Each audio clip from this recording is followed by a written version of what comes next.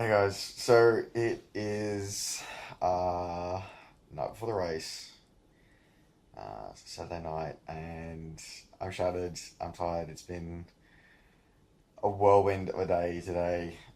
So yeah, had the practice swim this morning, and spent a bit of time in the water. Just um, because just realized tonight that actually this is only going to be my second wetsuit swim competition.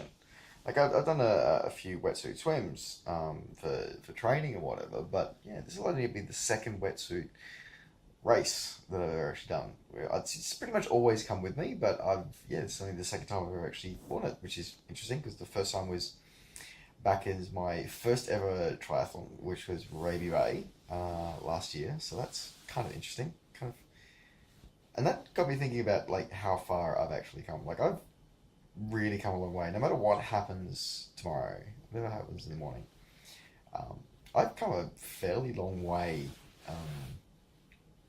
in a year. Um, just on a just over a year since I decided I wanted to try this triathlon lark, and yeah, which meant learning how to ride a bike, which meant learning basically how to swim like a real person and not sort of just doggy paddle around like you do on holiday, and actually like be able to run any kind of reasonable distance. So yeah, it's interesting, and I reflected on a bit of some of the changes and some of the challenges as well. Like I've got an inbuilt set of challenges as a type 1 diabetic, but but that's almost nothing compared to the fact that I got struck by a car like 2 weeks ago, and that's something that definitely was not planned or on the cards, and I'm just grateful to be alive. But today was one thing about today though that really was sort of, almost happened by accident. So did a transition tour with Joel Murray, who's one of the commentators and one of the commentators for the Ironman series, sort of the Ironman Oceania. And it's really cool. He was actually the one that sort of announced me as I crossed the line in Noosa, which was really exciting and really cool. It's my first Olympic distance. He's going to be part of the announcement team, the media team here at Port Macquarie.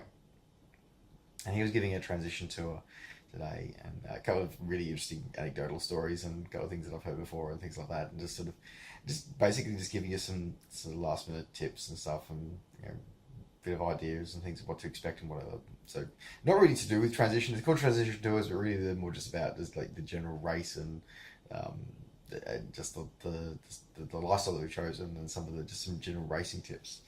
Um, but one of the big things that he actually said, which really resonated with me, um, was the fact that when you're out there and people, because we're as triathlon is one of those very unique sports where when people come out, they come out to support everyone.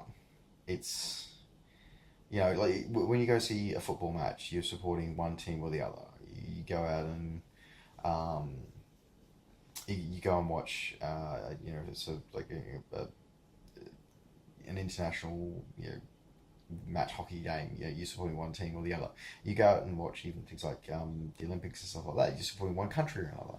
But in this kind of thing here, like in triathlon, with Ironman, whether it be an Ironman distance or a sprint distance or an enticer distance, everyone is there to support everybody else. And not only that, it's that people like, and he gave a story about when um, like he was coming through a run, and he had a really, he felt he had a really crap race, really bad race. He'd had bike issues, he had trouble in the swim, he had bike issues, and he was really, really struggling on his run. And he had someone in the crowd call out and say, "I wish I could be you right now." And that's something that really resonated with me because I do, one of the big reasons why I do what I do is because I don't want to let somebody else rule my life. I went for a long time with being told what I could and couldn't do, what I couldn't, what I was and was not capable of doing. And it wasn't until I went, no, enough is enough. I want to find this out for myself. And I started doing crazy things, stupid things, people with things that People like very, my family is sort of like, what the hell are you doing? Why are you doing this? This is dangerous, and it kind of is. But it's very rewarding, and you realize that you do all this stuff, and there are people who they genuinely want to just trade places with you. And I count myself very fortunate, very lucky that I'm able to do the things that I do. Um, who knows how long I'll be able to do them for, but yeah, I come a long way and I've got a long way to go. So I'm going to bed thinking about those tonight. I had a nice meal of hog breath and my pre race steak, so that's all done. Now it's get some sleep, transition bags packed, ready to go for the morning. Nutrition's ready. I guess we'll see tomorrow afternoon how I go. Alright guys, thanks very much. Take care, and I don't know if I'll see you before pre-race, but I'll see you post-race. Take it easy guys. Bye.